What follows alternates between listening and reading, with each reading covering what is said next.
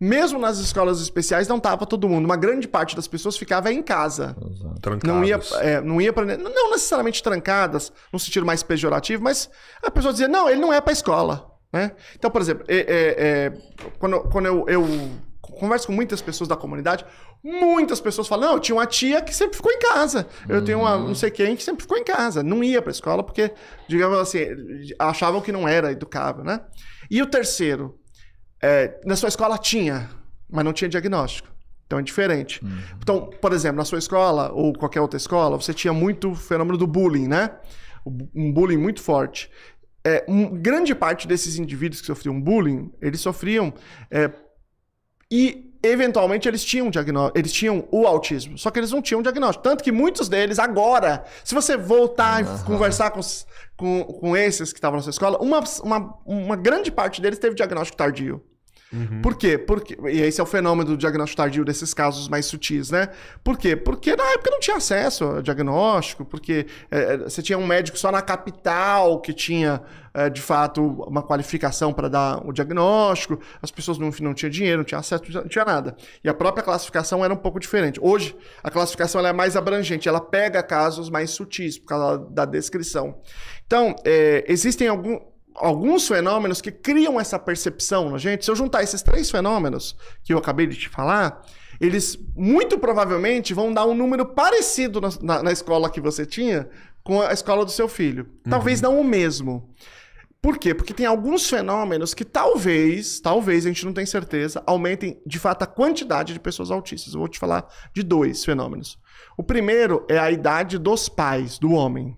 A idade da mulher afeta mais no sentido de alterações cromossômicas, como síndrome de Down. O autismo, dificilmente, ele tem uma relação cromossômica, é mais do gene, genética. Então, a idade do homem tem mais papel. No passado, os homens tinham filho mais cedo. Hoje, eles têm filho mais tarde. Então, quando passou dos 40 anos, 35, 40 anos, começa a aumentar o risco. E aí começa a aumentar cada vez mais o risco de autismo. E a segunda coisa é a seguinte, quando as crianças nasciam com peso extremamente baixo ou extremamente prematuras, elas não sobreviviam. Hoje a gente consegue fazer elas sobreviver, porque a gente tem um equipamento, às vezes a criança nasce minúscula e o equipamento permite que elas sobrevivam. Só que essas crianças nascidas a pré-termo, elas têm uma alta probabilidade de autismo. Então, elas não sobreviviam, hoje elas sobrevivem, portanto, elas estão mais presentes.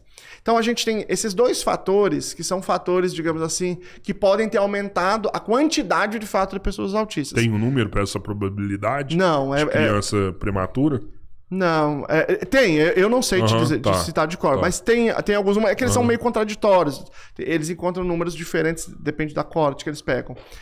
Mas a probabilidade é muito alta. É muito alta. A gente não sabe por quê. Não sabe se é a própria prematuridade ou algum fator que causa os 2, que faz com que ele nasça prematuro e que ele nasça autista. Sim. Então a gente diz que é um fator de risco muito alto.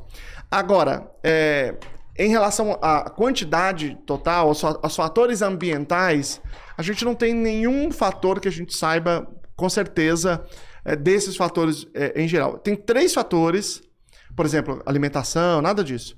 Tem 3 fatores que aumentam a probabilidade na gravidez, certo? 3. E aí eu vou explicar depois em que situações que eles aumentam. Infecções que geram internação. Os dados mais fortes é quando você tem internação. Então, quando a mulher está grávida e ela tem uma infecção muito grave.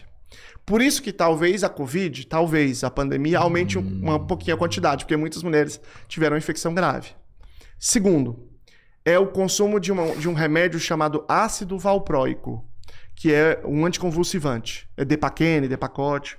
Quando a gente tem ratos que a gente quer fazer modelo animal de autismo, pega a ratinha grávida e injeta ácido valproico na barriga dela. E aí os ratos nascem com maior probabilidade de nascer com comportamento parecido com o autismo. Então, ácido valproico.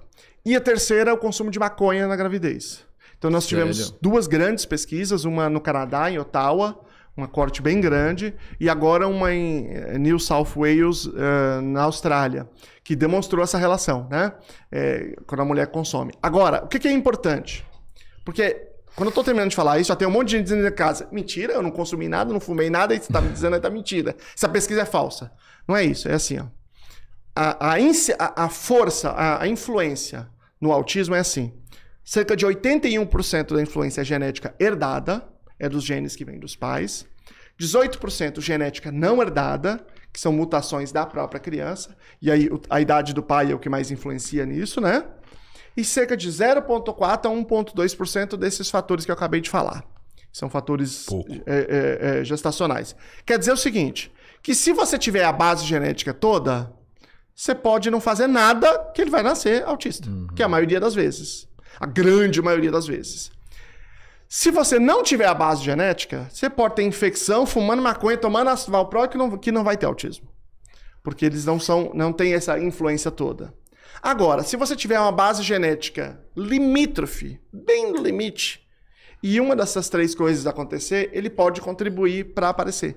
Entendeu? Então, ele não é uma condição... Essas condições, elas não são condições decisivas se você não tiver base genética. Mas quando essa base existir, ela pode ter uma pequena contribuição.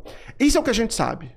Pode ser que tenham outras coisas? Pode ser. Mas hoje, essas outras coisas, eles são coisas que circulam nas redes sociais, mas que não têm base científica. Essa base genética, porque do pai, por exemplo, a idade aumenta, né, a probabilidade. Mas o pai tem que ter essa base genética já. Não, mas é porque aí você tem 2 tipos de genética. A genética herdada e genética não herdada. Vou te dar um exemplo. Meu filho tem 2 genes que são diretamente ligados ao autismo. Os genes, a gente chama de genes nível 1, 2 e 3. Mas não tem nada a ver com o nível de autismo. Tá. O gene é nível 1, quando ele é diretamente ligado ao autismo.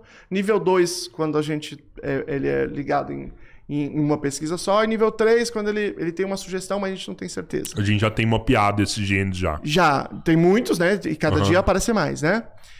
O meu filho tem 2 genes nível 1. Um chama SETD5 e o outro chama ACTD4.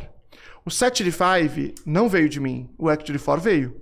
Então, uma parte da genética é herdada e uma parte é uma mutação dele. Né? E a mutação aumenta de probabilidade se eu for mais velho. Eu era jovem. Entendi. Portanto, ela acontece com todo mundo, independentemente de ser jovem ou velho. Mas ela aumenta de probabilidade se o pai for velho. Né? Então você tem uma parte mas tudo é genética. Uma parte da genética herdada e outra não herdada. Essa, como é mapeado, já existem exames para você saber se você... Existem exames. O principal é um exame chamado exoma. O exoma, ele vai... deixa eu explicar. O nosso DNA, ele tem uma parte muito grande que não é codificante, que ela não produz nenhuma proteína. 98 ponto alguma coisa por cento. A gente às vezes chama de DNA lixo, tá? Mas tem sido abandonado esse nome. E você tem 1 ponto alguma coisa por cento, que é o que produz... Que nos produz, né? Que codifica as proteínas. Isso é os exons. Então, o exame que olha para isso aqui é o exoma. Às vezes você faz um exame completo, que é o genoma, às vezes você faz só do exoma. Em geral, é só o exoma que é necessário, tá? Eu fiz o genoma do meu filho, mas só o exoma teria pegado essas alterações dele. Aí, quando você faz esse exame, você vai conhecer os genes que são conhecidos. Você tem um monte de alteração que está lá, é tipo um código, né? Bilhões de letras lá. A maioria não é conhecido ainda. A gente está conhecendo. Se você pega um exame de 10 anos atrás e interpretou ele 10 anos atrás e interpreta agora, 10 anos depois, vai te dar um resultado diferente. Muito mais informação hoje. Muito mais informação. Não a informação do gene. A leitura é a mesma, mas a interpretação, porque vários outros genes foram ligados. Por exemplo, eu falei de 2 genes aqui. O gene ACTD4, quando o exame do meu filho foi feito, ele era nível 2. Depois saiu várias outras pesquisas e ele virou nível 1. Hoje é nível 1. Eu já era nível 1. Por quê? Porque a gente descobriu muito mais correlação com o autismo do que tinha na época. Então, a gente tem esse exame que é o exame principal. A Academia Americana de Pediatria, ele tem uma recomendação de 2020. Eles recomendam que o ideal seria que todas as crianças que têm um diagnóstico de autismo que fizessem o exoma. No Brasil é mais difícil, obviamente, porque por causa das condições financeiras, ele é caro. Vem caindo de preço, mas ainda é caro. Mas sempre que possível, é um bom negócio fazer, sim. E as probabilidades aumentam, sim? Tipo, o autista nível 1, quando ele for ter um filho, a probabilidade do filho dele também vai ser... É muito alta. Muito alta. Muito alta.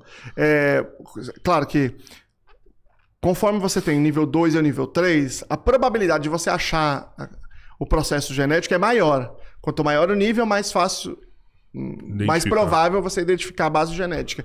O nível 1 é um pouco mais difícil, porque em geral é uma genética mais complexa.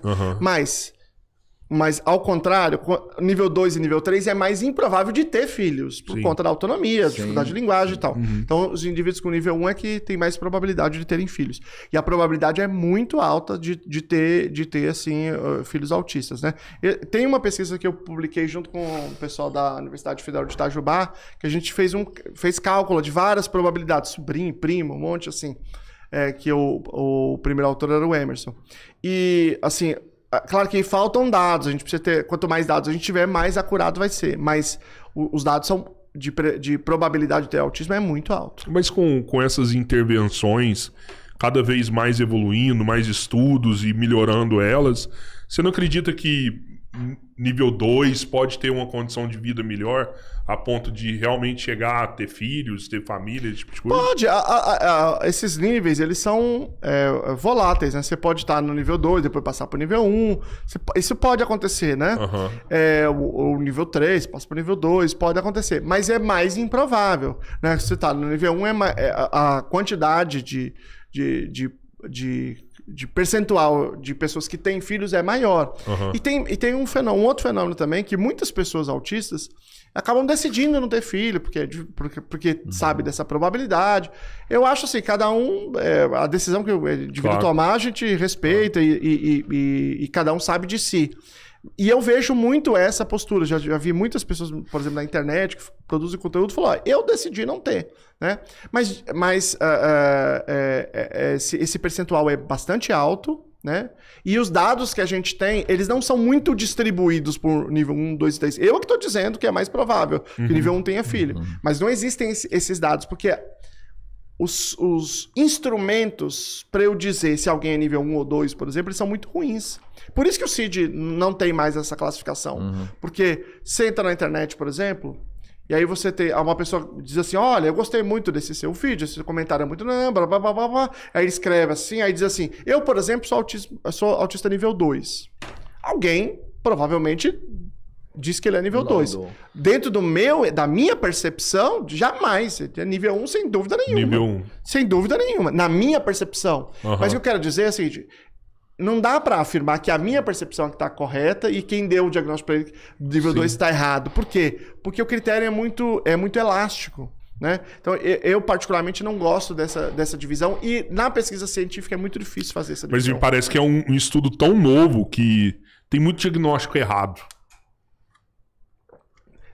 Talvez tenha, a gente não sabe direito.